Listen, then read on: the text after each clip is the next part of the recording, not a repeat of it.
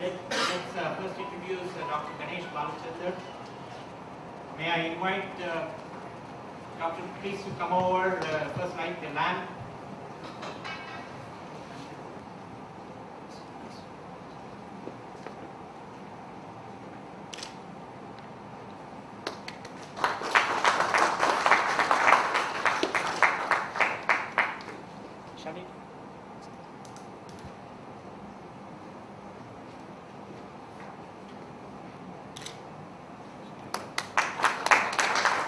I see very eminent things in this bio.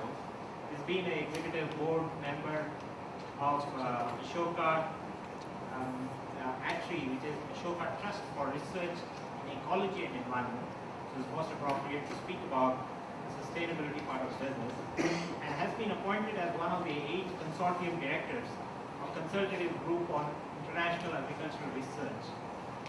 The consortium provides leadership to work in 17 international research centers in different parts of the world. He has done research and field visits in connection with this. It has proposed work for contested domains, so we look forward to that, which analyzes how contemporary societies value biodiversity and ecosystem services in the context of economic development.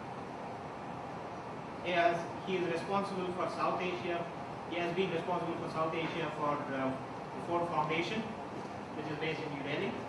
Provided strategic direction and leadership to the foundation's grant making in various fields of development, and managed the largest overseas office of the foundation.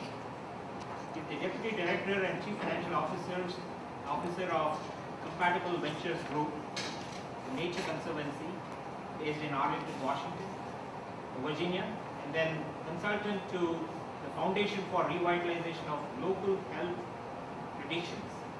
Foundation for Revitalization of Local Health Traditions, which is based in Bangalore. An Indian NGO which is involved in conservation of medical plants in India. Is responsible for the development of enterprise activities and for the integration of biological and enterprise components in community-based conservation projects in the Western Ghats of South India. He is also the consultant to Appropriate Technology International, or the ATREE, Washington, D.C.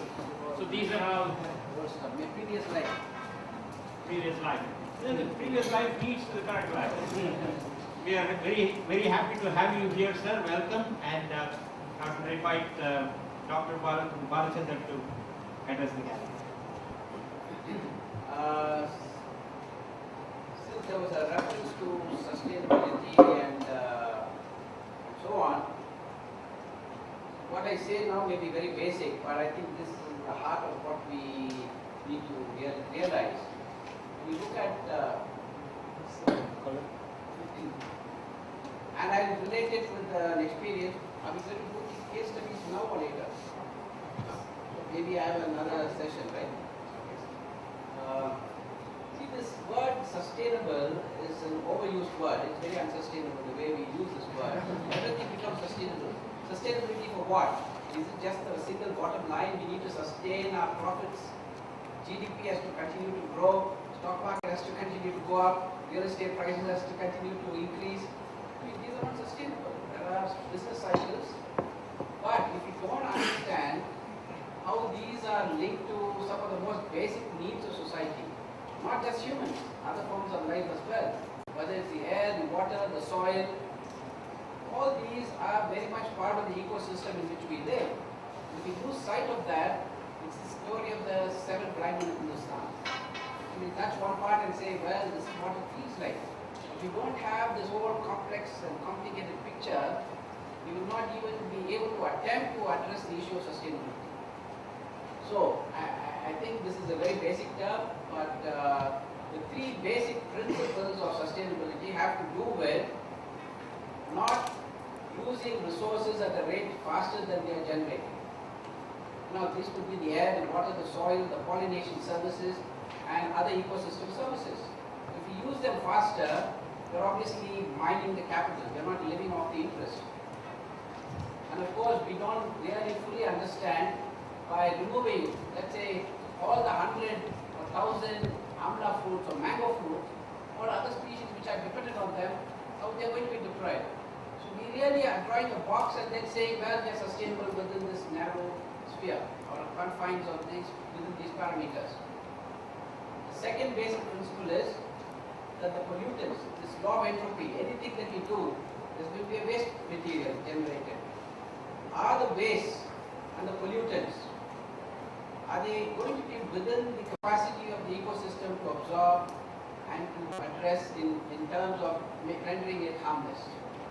So if you're going to pollute much more, then they're obviously addressing the basic integrity of the ecosystem itself on which we depend. And of course the third, there are non-renewable resources which we depend on as well. And if you don't find substitutes before they get depleted, we can't say that whatever we do is sustainable. So later this evening, I think that when we are talking about reverse innovation, etc., why is innovation then needed? I think perhaps the different people who are going to be talking about it, some element will come out of that.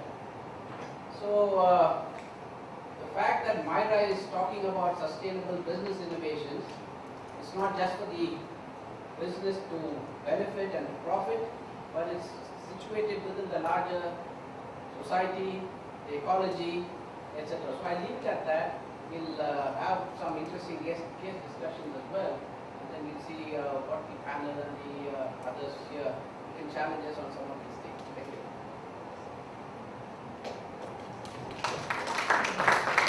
That's a great start, so we need to up the momentum now.